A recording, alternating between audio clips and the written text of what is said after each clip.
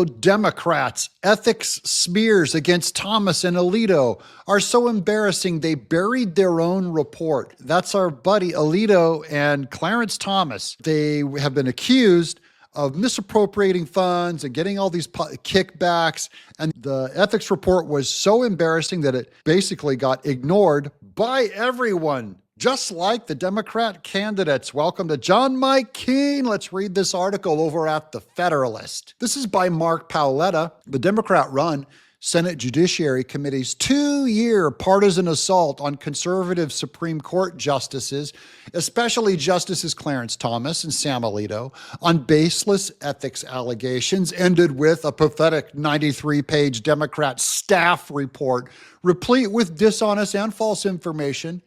It was so bad, it was issued the day after Congress left town for the year and right before the Christmas recess. The entire investigation was never about ethics, but about trying to undermine the Supreme Court because it is no longer acting like a left-wing super legislature handing down opinions implementing the Democrats' political agenda. In fact, in a humiliating rebuke to White House's personal obsession with smearing Thomas, the Judicial Conference sent a letter to the White House dated January 2nd, 2025, rejecting his outrageous demand that the conference refer Thomas to the Department of Justice for investigation.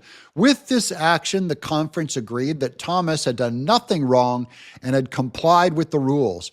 It also found that where there were inadvertent omissions, Justice Thomas filed amended forms, as every justice and judge has done through the years. In other words, the Judicial Conference completely rejected White House's frivolous attempt to smear our greatest justice. Ridiculous recusal claims.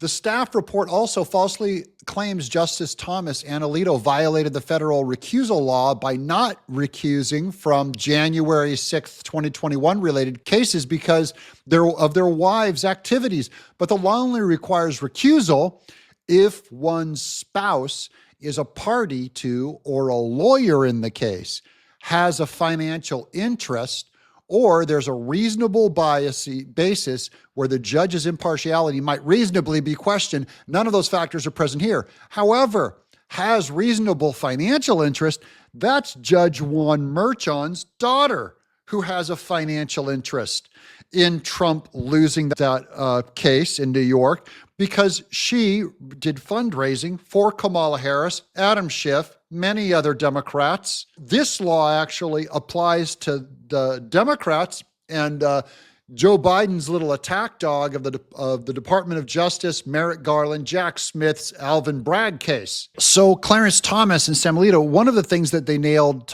both of them on was if they went on a cruise, right? They would say that they received a gift in equivalent to $500,000 because that's what it would cost if they chartered their own boat. It would cost them at least $250,000 to charter a private personal boat to go on the same trip. That's an obvious inflation of the cost and value of these kinds of gifts like a cruise. This exposes the White House and Durbin as pure hypocrites who don't care about ethics. President Joe Biden and his family have taken more than 15 vacations as billionaires at billionaires' mansions, and he never once reported them on his form. These billionaires are not friends, they're donors, and they vacate their homes while the Bidens are there.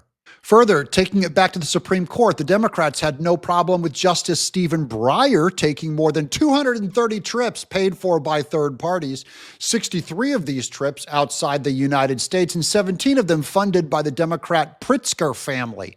Never mind that Ruth Bader Ginsburg took more than 157 trips paid for by third parties, 28 of them international. RGB also received a $1 million gift from the Berggruen Institute, which she then secretly distributed to her favorite charities. This shows how the Democrats can't be trusted with the truth. They have no interest in the truth. They don't care about ethics. They're just trying to bully and coerce Alito and Thomas, and they ought to be laughed out of the room, which we're doing right now. Ha ha. Don't forget to subscribe to John Mike Keene.